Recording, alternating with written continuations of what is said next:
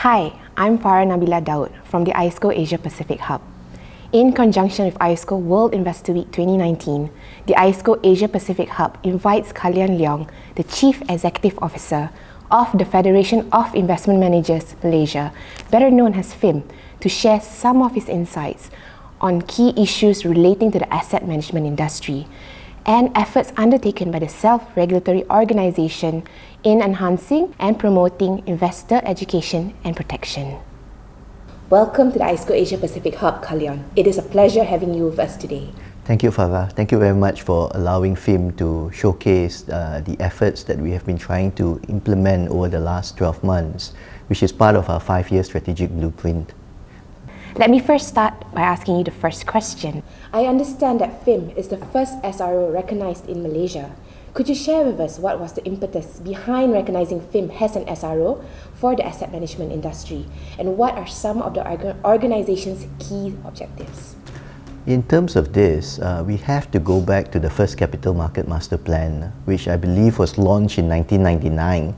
Okay. And part of the 152 recommendations that the SC had in it, recommendation number 94 relates to having a self-regulatory body for the investment management industry. And of course, that self-regulatory body must be a fit and proper organization that is able to complement the SC's regulatory function. I think the good thing then was that FIM was already in existence. In fact, FIM has been in existence since 1993, the same year that the SC was formed. But we were under a different name then. We were known as the Federation of Malaysian Unit Trust Managers. So in 2009, to elevate our role and our coverage of the asset management industry, we rebranded ourselves as the Federation of Investment Management Managers. Okay, so what happened then was when the SC accorded us this self-regulatory organization status in 2011, we were required to do more self-regulatory stuff, and this includes regulating our members, ensuring that investors are protected, ensuring that public interest is upheld. So we've been accorded the status of an SRO for almost 8 years now, and there have been a lot of milestones that we have achieved ever since then. Okay, great. Maybe if you could share with us some of the key issues and challenges faced in creating an informed and responsible investing environment in the asset management industry. I think the biggest challenge today would be product proliferation as well as disruptions. I don't mean to say this in a negative sense, but more of a positive sense. But what we are also seeing on the ground when we deal with our consultants as well as distributors and investors is that there is this literacy gap, because there are more products today, which means more variety and more choices. But this also requires people who are investing as well as people who are selling those investments to be well versed and knowledgeable about what they sell or what they buy.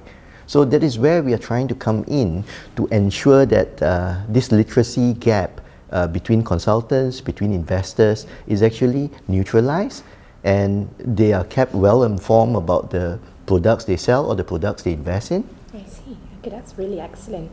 I suppose in the context of emerging markets, what do you think are some of the tools that SROs can rely on to promote market discipline and retail investor protection?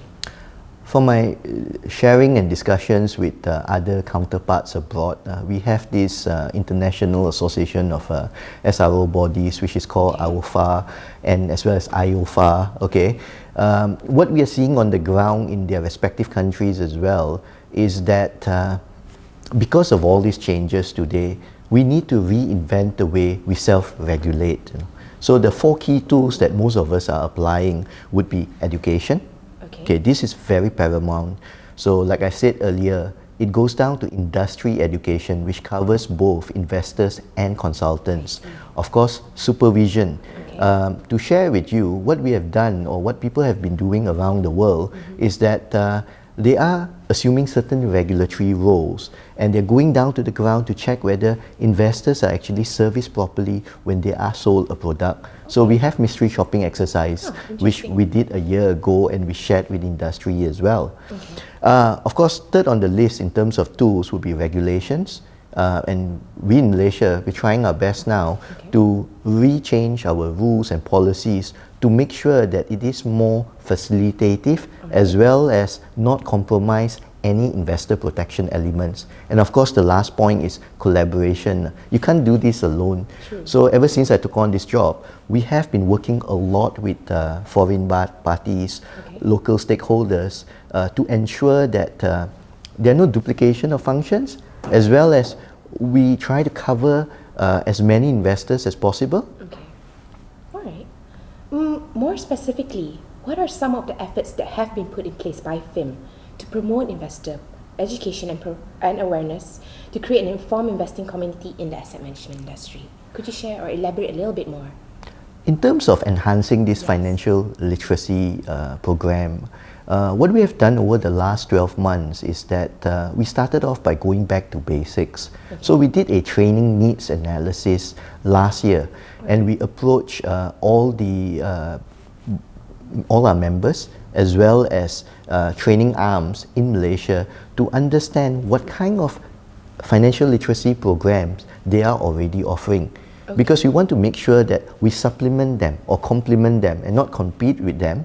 So resulting from that, we came up with a regulatory training program, and we launched it about 2 months ago. So we are targeting 20 roadshows this year and 40 roadshows next year. So what we have seen from the preliminary results is that response have been very positive. In fact, all 20 sessions for this year has been taken up, and all 40 sessions for next year has also been taken up. So the desire to learn by our consultants is very high. But at the same time, we're also trying to look at it from an investor perspective. So in terms of investor education, what we have done is also, we have gone to universities, we have participated in roadshows, we have gone to events to ensure that we have got a large captive audience. And at the end of the day, we're also trying to use social media to ensure that we can have a widespread reach throughout different segments of the investing public. If you don't mind me asking, you were talking about the programs that you're looking to roll out soon, and there were high take-up rates. What are the areas of focus for your program, if you don't mind me asking? Sure. That's a good question. In terms of areas that we are focusing on, is basically our bread and butter, which is regulations itself, code of ethics, sales practices, integrity of sales practices and consultants as well. So we are looking into all these quantitative and qualitative aspects. Because this is basically the bread and butter of what a self-regulator should do. Apart from relooking at our policies and our guidelines, we're trying to represent it in a more user-friendly way. All right, thank you very much for that. How effective have these efforts been? What are some of the success measures or indicators that have been relied on in this regard? It is still early days, I must say, because education is an ongoing process, and from what we have seen, the early signs of feedback from the industry has been very encouraging. For example, apart from the positive take-up rate to our programs, other things that we are also looking at is the amount of passing rates when it comes to people taking our examinations for them to sell retail products. So that has also been on an increasing trend, notwithstanding that we have upped the standard. We are also in the process of improving the syllabus to enhance it with more questions and also to make sure that it jives with the latest products. But if we look at it from a detective angle, there's more preventive measures I was talking about earlier. But from a detective angle, what we are seeing is, in terms of the number of complaints, it has also reduced over the years. I would like to believe that investors are becoming more savvy and consultants are becoming more honest when they deal with such products.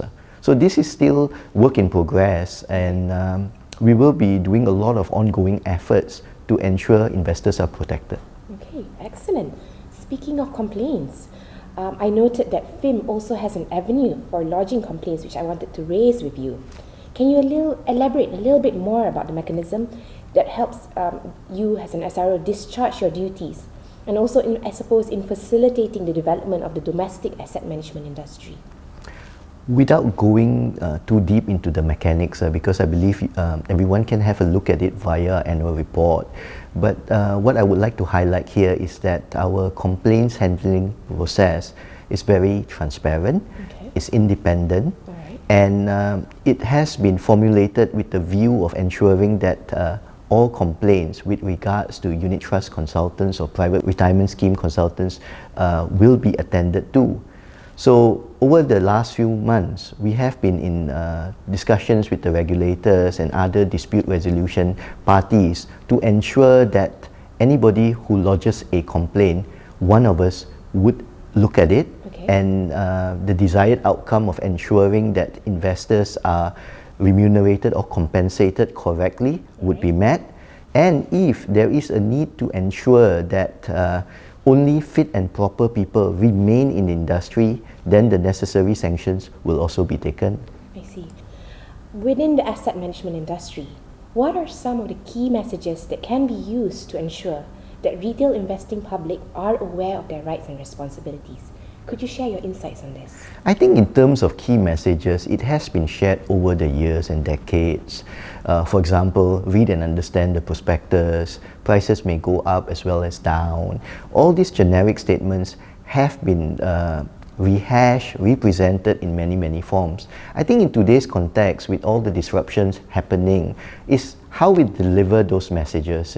How do we convey it to the public? Because when we look at the number of consultants, FIM overseas, more than 40 to 50% of them are millennials. So their target segments will most likely be the younger crowd. And when we are dealing with today's generation, we should make sure that those messages are conveyed in a way that is easy for them to access or easy for them to understand, because nobody's going to spend hours or days reading over and offering document anymore. So in FIM, what we're trying to do in terms of educating investors is we're trying to get all these messages and represent it in a sexier way, in bite sizes, through channels that they will most likely be in contact with the millennials, and to ensure that the messages are easy to understand. Okay, thank you, Kalyan. I think that's quite a bit, and let me thank you for sharing your experience and insights with us today at the IOSCO Asia Pacific Hub. On behalf of the IOSCO Asia Pacific Hub, let me thank you, Kalyan, for joining us today. It has been a real pleasure. Thank you, Farah. Thank you.